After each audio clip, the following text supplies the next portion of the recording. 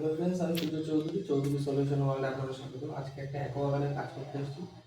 অ্যাকোয়াগার্ডের ENN company. এইটার সমস্যা হচ্ছে এটা বারবার গ্রিন সিগন্যাল দিচ্ছে। এই এই মেশিনটার মধ্যে যেটা সেন্সার টাইপের আছে, এই সেন্সারের জন্য এটা জাম হয়ে গেছে বলে এই জামের সিগন্যাল দিচ্ছে বারবার। না হোক না এর জলের প্রেশার নেই, অথবা ফিল্টার জাম হয়ে গেছে। জলের প্রেশার নেই মানে জলও আসছে না, ফিল্টার জাম হলে একই ব্যাপার। সেই কারণে এটা সিগন্যাল দিচ্ছে।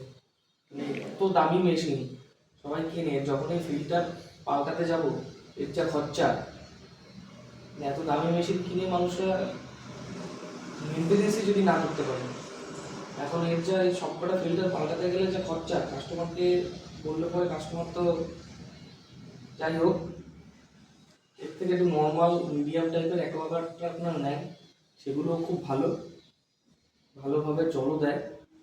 এত দামি নেওয়ার থেকে এরকম দামি যদি নিতে হয় তাহলে এটাকে ঠিকঠাক টাইমে মেনটেন করতে হয়। যারা খরচা চালাতে পারবে তারা অবশ্যই এরকম টাইপের নিন, কিন্তু যারা মিডিয়াম রেঞ্জের মধ্যে নিতে চান তারা লোকাল কোম্পানিগুলোও নিন। লোকাল কোম্পানিগুলো খুব দারুণ, এগুলো বছরে একবার দুবার সার্ভিস করলে আপনার খুব ভালো সার্ভিস দেবে। আর এগুলো দেখুন এত সেন্সার টাইপের এর মধ্যে সিস্টেম, যে অল্প একটু সেন্সারের কারণে সিগন্যাল দিচ্ছে, মেশিনটা একদম চলছেই না, মানে অনই হয়নি। তো চেষ্টা করবেন মানে ভালোভাবে জিনিস যখন কিনবেন, তো ব্যাপারটা নিয়ে আগে একবার যাচাই করে দেখে নেবেন, তাহলে বেটার হবে। কারণ এটা একটা দামি মেশিন, দামি মেশিনে এখন ফিল্টার পাল্টাতে গেলেও অনেক খরচা।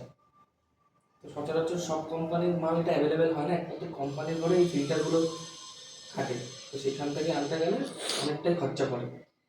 তো এই ফিল্টার পাল্টাতে যা খরচা হবে তাতে আর কিছু পয়সা দিয়ে আর একটা অ্যাকোয়া মানে ওয়াটার পিউরিফায়ার হয়ে যাবে অল্প পয়সার মধ্যে। যাই হোক, এই সতর্কবাণীটা আপনাদেরকে দিলাম। যদি ভিডিওটা ভালো লেগে থাকে তো অবশ্যই লাইক শেয়ার এবং সাবস্ক্রাইব করবেন। Thank you.